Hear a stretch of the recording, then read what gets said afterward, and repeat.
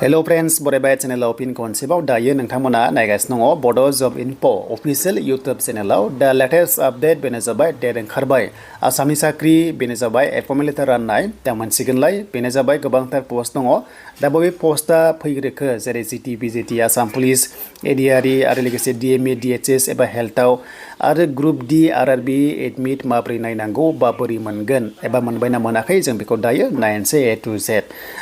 जाय नोंथांमोना बड' जब इनफो अफिशियल YouTube चेनेलाव गोदान साबस्क्राइब खालामना ला जाहाथे लेटेस्ट साख्रिनि आपडेट मोननो हायो मानोना नैबे डिसेम्बर 1 सप्तायाव गोबांथार साख्रि आसाम पुलिस फैगोन प्लास ADRE 3.0 फैगोन आरो मेडिकेलाव फैगोन आरो गुबुन पोस्टआव फैबावगोन प्लास टेटबो थानाय चान्सआ दङ LP लेभेलाव दा गोबाव खालामा जों थांनि जिनिखि एपइन्टमेन्ट रानगोन बबेयाव रानगोन जों बेखौ दायो फैबाय बेनो जाबाय डाइरेक्टरेट अफ सेकेन्डारि एडुकेसन एबा जिटि पिजिटि जायफ्रा पास जादोंमोन नोंथांमोननि एपइन्टमेन्ट डेटआ ओंखारबाय बेखौ गोबाङानो मिथिखाबाय जानांगौ दा बबेयाव रानगोन आरो नेक्स्टआव आसाम पुलिसखौ बबेयाव रानगोन जों बेखौ दायो नायनोसै नैबे अफिशियेल नटिस लेटेस्टआव दा बेनो जाबाय अफिशियेल नटिस दा दाखालिसो DWE आव बे सेम प्लेसआव रानदोंमोन आरो आं बुंदोंमोन जे नेक्स्ट आपकामिंआवबो बेयावनो रानगोन होननानै दा फाइनालि जामारबाय 13 नभेम्बराव सेम खानापारा फिल्डआवनो बे भेटेनारि कलेज प्लेग्राउन्डआ बेयावनो राननाय जागोन थ' बेखौ नायोब्ला आपकामिंआ बेनो जाबाय CM एनाउन्स खालामखाबाय जे आसाम पुलिसनिखौ रानसिगोन अके बाट डेट फिक्स जायाखै आसाम पुलिसआ नाथाय आसाम पुलिसना बे सेम प्लेसआवनो जागोन 20 नि खाथि खालायाव आसाम पुलिसआ मोननाय चान्सआ दङ 20 नभेम्बरनि खाथि खाला मोननाय चान्सआ दङ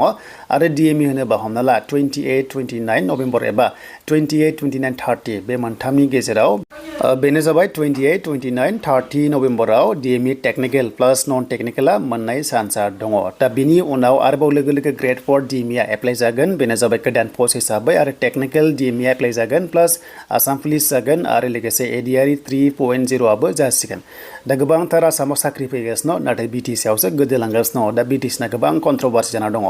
दा जों RRB फैबाय RRB गोबां सांदों फंबायमोना जे बेनो जाबाय ग्रुप D दा ग्रुप D आ मा जादों होनोबा ओरैबायदि कन्डिसन जागासिनो दासान्दि NTPC आ एप्लाइ जागासिनो दे RRB नि NTPC ग्रेजुवेट आरो आन्डार ग्रेजुवेट आ एप्लाइ जागासिनो बिनि थाखायनो एसे टेक्निकेल प्रब्लेम जादों जानांगौ एडमिटआव दा बेखौ जों बोरै नायनांगौ जों बहा नायनांगौ होनोबा जों बेखौ नायगोन नाथाय एग्जामा 17 नभेम्बराव एग्जामा कन्डाक्ट जाखागोन बेनो जाबाय ग्रुप D हिसाबै आरो बे ग्रुप D साख्रिया ओरैबायदि मोजां साख्रि दा सेन्ट्रेलनि लयेस्ट होनोबा ग्रुप D साख्रि एबा ग्रेड 4 होनजाबाय एक्चुअली दा जों RRB लगिनआव फैनांगोन लिंकआ दङ डिसक्रिप्सनाव डाइरेक्ट फैनानै बे पेजआव फैनो हागोन आरो फैनाय लोगो लगिन विथ RRB एकाउन्टआ बेयाव जोङो सेलेक्ट खालामनांगोन दा जोङो बिनिफ्राय नोंनि रेजिस्टार थानाय फन नाम्बारखौ होदो पासवर्डखौ होदो बेनिफ्राय लगिन खालामबाथाय नोंनाव OTP थांगोन आरो OTP खौ होबासो माने लगिन जानानै नोंनि प्रफाइलाव थांनानै नों एग्जाम सिटि एडमिटखौ नायनो हागोन दा जोङो बेवहाय लगिन OTP टु फन बाव जों क्लिक खालामनांगोन होमबाथाय नोंनि फन नाम्बाराव OTP थांगोन आरो जायनोखि रेजिस्टार थादों बेखौ होदो होनानै जोङो दायो प्रफाइलाव थांसै दायो फैबाय जों प्रफाइलाव आरो बिनिफ्राय दानिया अनलाइन एप्लिकेशनाव जों क्लिक खालामबा दायो अनगोयिं एबा दासान्दि बर्तमान मा एप्लाइ जागासिनो जों बेखौ नायनो हायो नै लाइभ प्रुफ हिसाबै बेनो जाबाय डिप्ल'मानि मोनसे फैदों गोजौआव दा बिनि लास्ट डेटआ 30 नभेम्बर ओमफ्राय गाहायाव दङ NTPC बेनो जाबाय ग्रेजुवेट आरो लोगोसे आन्डार ग्रेजुवेट दा आन्डार ग्रेजुवेटआ बेनो जाबाय 27 आ लास्ट डेट बेनिफ्राय ग्रेजुवेट लेभेला 20 नभेम्बरा लास्ट डेट दायो सोरबाफोर जुदि एप्लाइ खालामनो गोसो दङबा सोलिगासिनो दङ दानिया ग्रुप D खौ जों बबेयाव मोनगोन होनोब्ला थ' बेनो जाबाय जोंहा ग्रुप D नायोबा थ' जोङो गोजौआव थांनांगोन बेनिफ्राय एप्लिकेसन हिस्ट'रिया बेयाव जोङो क्लिक खालामनांगोन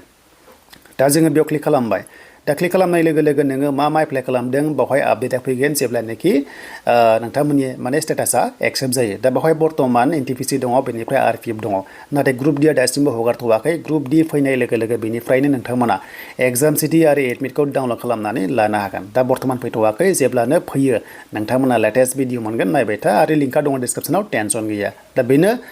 दा बावैनो डिसेम्बर 1 सप्तायाव आसाम पुलिसनि थाखाय एप्लाइ जासिगोन प्रेक्टिस खालामबाय थाखादो पस्टआ 4000 नि बारा दङ नाथाय नैबे RRB ग्रुप D आ 32,000 नि पस्टआ बारा दङ आरो आसाम स्टेटआव 2000 नि बारा पस्टआ दङ जोबोर मोजां चान्सखौ नोंथांमोना मोननो थांगासिनो दङ